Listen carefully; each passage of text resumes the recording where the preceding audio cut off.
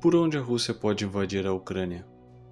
Com as tensões aumentando cada vez mais na fronteira entre os dois países, o mundo começa a se questionar, não mais se haverá conflito, mas quando e por onde ocorrerá a invasão russa.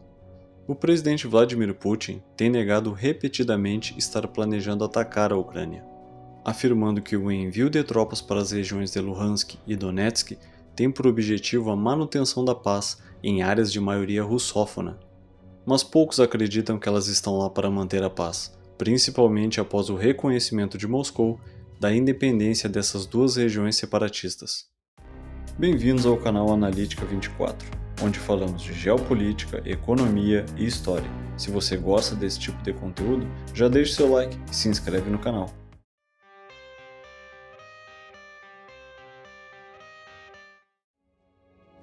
Mesmo com as negativas russas, de acordo com o presidente americano Joe Biden, dados de inteligência sugerem que a capital ucraniana, Kiev, seria o alvo principal das incursões russas, mesmo sendo esse o alvo mais difícil e complexo, tanto a nível de conquista quanto de manutenção.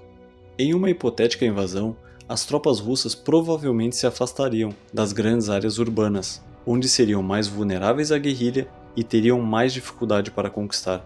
Nesse sentido, o exército russo pode avançar até Kiev, cercando a capital, mas provavelmente não entrando nela. Com cerca de 150 a 190 mil soldados perto da fronteira ucraniana, a Rússia se coloca em um cenário com várias opções de por onde atacar. Tanto pelo norte quanto pelo leste e sul, as posições russas na fronteira oferecem grande variedade de alternativas.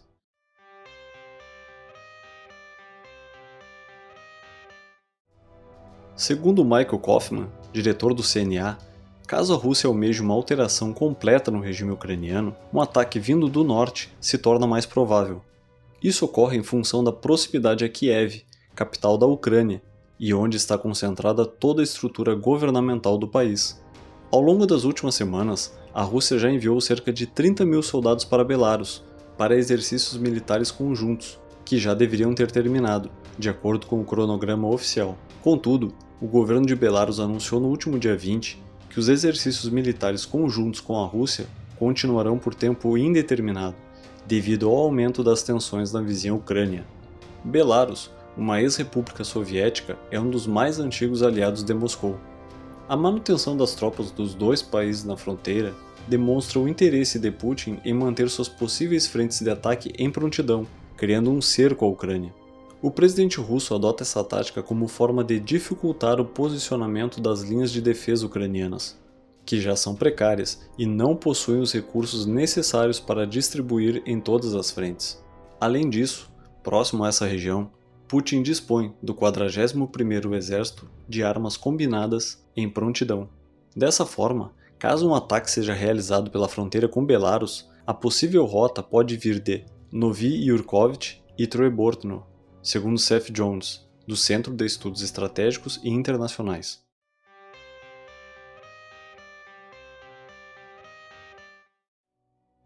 No caso de uma invasão russa ao território ucraniano, uma operação a partir da Crimeia está praticamente garantida, segundo Ben Berry, do Instituto Internacional de Estudos Estratégicos. O analista afirma que uma guerra terrestre envolveria poderosas colunas blindadas, com um apoio concentrado de artilharia para tentar avançar rapidamente em direção ao interior da Ucrânia. Se ocorrer uma incursão da Rússia em direção a Kiev, partindo da Crimeia, isso pode acarretar no isolamento de um grande contingente de tropas ucranianas a leste do rio Dnieper. Com forças russas a oeste, leste e norte, bem como na Crimeia, o exército ucraniano estaria cercado. O Ministério da Defesa britânico expôs em um mapa um possível eixo de invasão do presidente Putin, onde divide em duas fases os avanços. Em um primeiro momento, haveria concentração de ações a leste do rio Dnieper, e após isso, uma possível expansão rumo a oeste. No caso do fronte da Crimeia, o foco da fase 1 estaria centrado na combinação das forças com as tropas vindas do leste para tomar a cidade de Mariupol, que é uma reivindicação dos dois governos separatistas, de Luhansk e Donetsk. Um avanço seguinte também poderia incluir forças navais, atualmente no Mar Negro.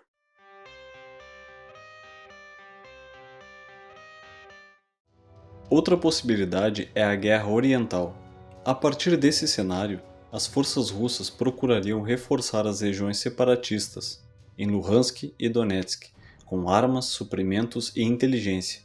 Dessa forma, essas áreas serviriam como um trampolim para a conquista de mais regiões da Ucrânia, com o objetivo final de cobrir totalmente os territórios onde os russos étnicos e os ucranianos de língua russa estão localizados. Desde 2014, grupos de separatistas apoiados pela Rússia têm mantido o controle de grandes áreas em Luhansk e Donetsk, regiões-chave no leste da Ucrânia.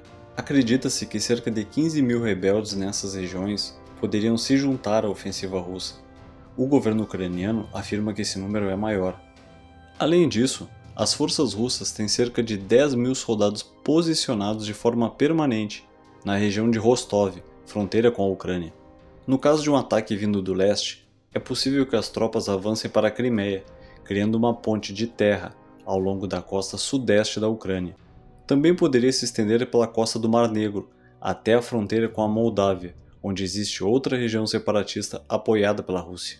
Todo esse cenário poderia ser feito com a justificativa, por parte do governo russo, de que seu governo estaria agindo apenas com o intuito de proteger populações russófonas na Ucrânia.